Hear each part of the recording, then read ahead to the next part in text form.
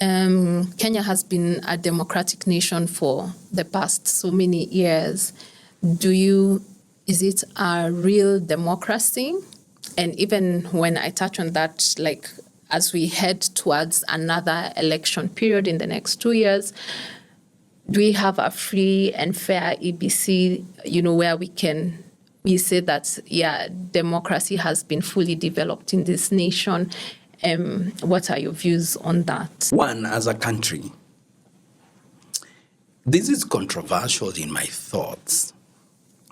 Someone lied to us with the concept of democracy. Someone lied. This is a conversation for another day.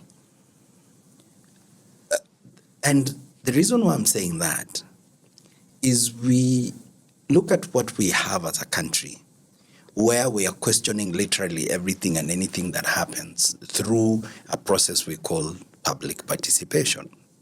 True. Where everybody's idea, everybody's voice must then count before something happens. It's a contradiction in a way, where we are democratic and at the same time we want the president, for example, to lead us, the president to give us a vision. But then we elect him to lead us democratically, and then we want him to come back every time to ask us for our opinion through public participation for something to happen. So to me, democracy is not necessarily because we are free to talk, we are free to say anything at any point. Mm-hmm. It's how do we govern our institutions, as opposed to talking about democracy, because I want to believe when you give me a mandate and a responsibility, I want you to give me time to also deliver. Yes. If you ask me to come back to you every other time, then that is why we have stalled processes. I want to believe that the question you've asked, are we democratic as a country? Yes, we are. Mm-hmm. With processes, yes, we are. On paper. Is that what happens at the ground?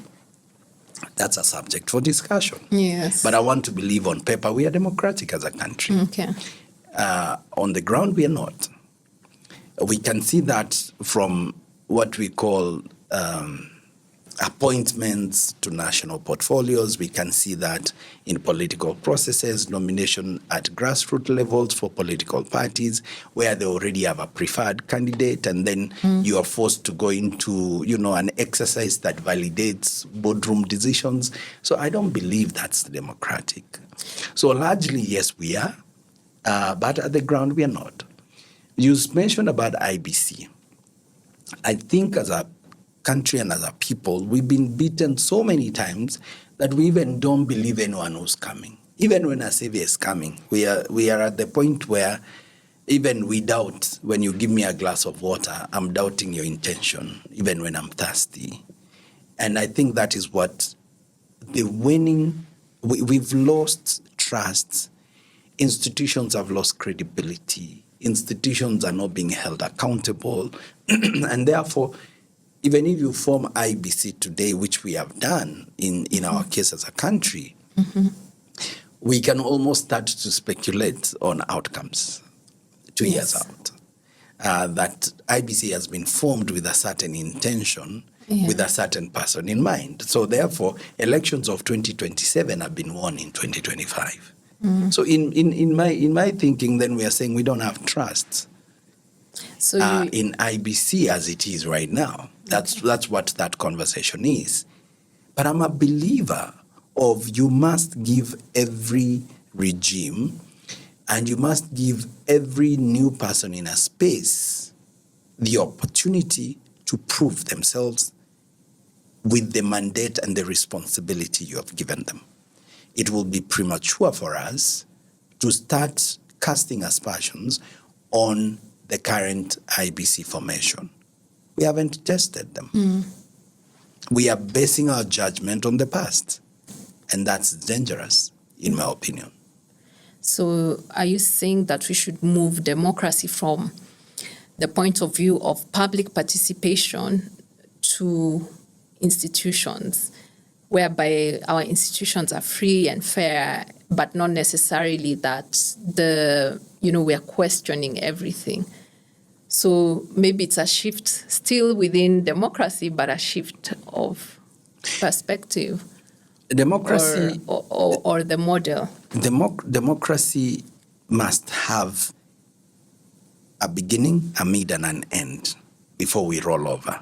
That way, it's not just a continuous thing which we can't account for. When you elect a person to a particular position, when somebody is appointed to a particular position, let it be democratically proven. Okay, where there's fairness, where there's credible, where there's transparency. After that, please allow them to deliver on their mandate for the period of time you have given them, based on a social contract that they would have given you in form of a manifesto, in form of a work plan, for the period they're in office. Then we can now hold them accountable. Where we abuse public participation is public participation becomes a rubber stamp of what we think. So I want to change the constitution to suit me. So what do? Collect 3, 4, 5 people into a hall and treat that as a public participation they have endorsed, and we are moving forward. Mm-hmm. So that is why I'm drawing the line and saying, maybe we need to start thinking of what we call dictatorial democracy. Maybe a hybrid system. Yes, dictatorial, where give me an opportunity to serve you and allow me to serve you the best way I told you I will serve you. Then you can come at the tail end and judge me, rather than in between. It's a wide topic. I would touch on that too much more, maybe a different interview.